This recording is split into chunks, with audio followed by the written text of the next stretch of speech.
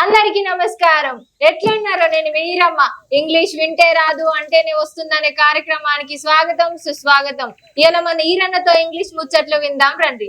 ఏంది నరసనలు మళ్ళీ వస్తున్నావు? నిన్నస్తివి మొన్నసి ఏంది నీ తిప్పలు, ఏంది నీ బాధ?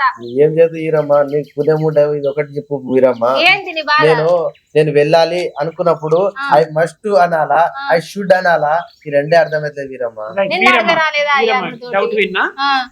నేను వెళ్ళాలి అంటే ఐ షుడ్ గో అనాలా, ఐ మస్ట్ గో అనాలా అనేది డౌట్. వెళ్ళడమే కాదు నరేష్, ఏదైనా సరే ఒక పని చేయాలి అంటేనేమో షుడ్ వాడాలి.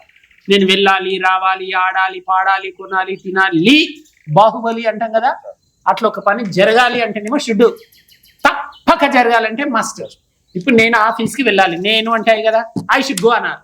నేను తప్పక వెళ్ళాలంటే షుడ్ తీసేసి మస్ట్, ఐ మస్ట్ గో. ఇప్పుడు చెప్పు, నేను వెళ్ళాలి, షుడ్, ఐ షుడ్ గో.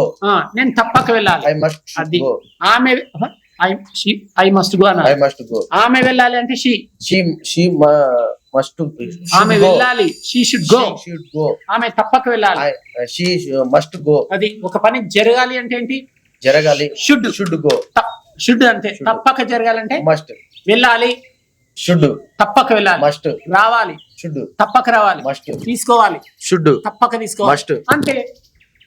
ఇగో మీకు కూడా అర్థమైంది కదా, మా నరేష్ నీకు ఇప్పటికైనా అన్ని ప్రాబ్లమ్స్ అన్ని సాల్వ్ అయినాయి అని అనుకుంటున్నా. గిసంటి మరిన్ని మస్తు ముచ్చట్ల కోసం చూస్తూనే ఉండండి ఆంగ్ల యజ్ఞం.